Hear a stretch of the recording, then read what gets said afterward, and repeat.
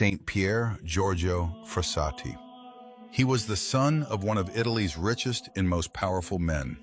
He died at 24, and at his funeral his family looked out at the streets and saw thousands of strangers they had never met, weeping for him. That's when they discovered his secret. Pier Giorgio Frassati was born in Turin, Italy in 1901. His father Alfredo was a senator, an ambassador, and the founder of La Stampa, one of the most powerful newspapers in Italy.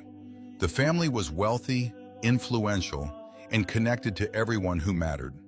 Pier Giorgio looked exactly like what he was, a rich, handsome, athletic young man. He climbed mountains almost every weekend. He skied, he rode horses, he laughed loudly, played practical jokes on his friends, quoted poetry from memory, and smoked a pipe. His friends called their group the Sinister Ones, a joke society dedicated to hiking and mischief. Nobody suspected what he was doing with the rest of his time.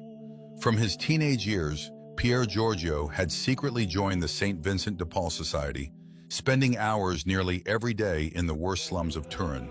He visited the sick. He paid rent for families about to be evicted. He gave away his bus fare and ran home. He gave away his shoes and walked home barefoot. His father gave him money for a new car. He gave it to the poor. His graduation gift from his father was a choice: money or a car. He chose the money. It went to the poor within days. He attended daily mass. He spent entire nights in Eucharistic adoration, then climbed mountains the next morning as if he had slept 10 hours. On one of his climbing photographs, he wrote two words that became his motto: verso l'alto, to the heights. In June 1925, at 24 years old, he contracted polio. Doctors believed he caught it from the sick people he had been visiting in the slums.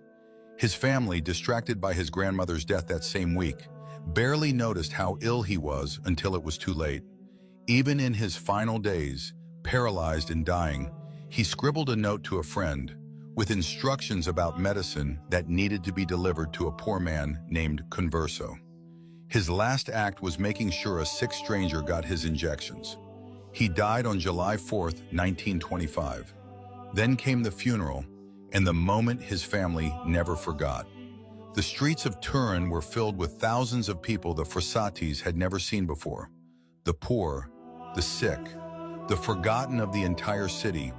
They came out by the thousands to mourn the young man who had been secretly caring for them for a decade. His parents had no idea. They discovered who their son truly was by watching who came to bury him. Pope John Paul II beatified him in 1990, calling him the man of the 8 Beatitudes. And in September 2025, 100 years after his death, Pope Leo XIV canonized him a saint on the same day as Carlo Acutis. He could have been anything: rich, powerful, famous. He chose to be unknown to everyone except the people who needed him most.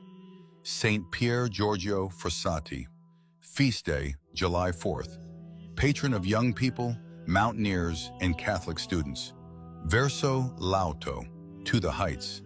Follow Sanctorum for a new saint every week. Their stories will change how you see history.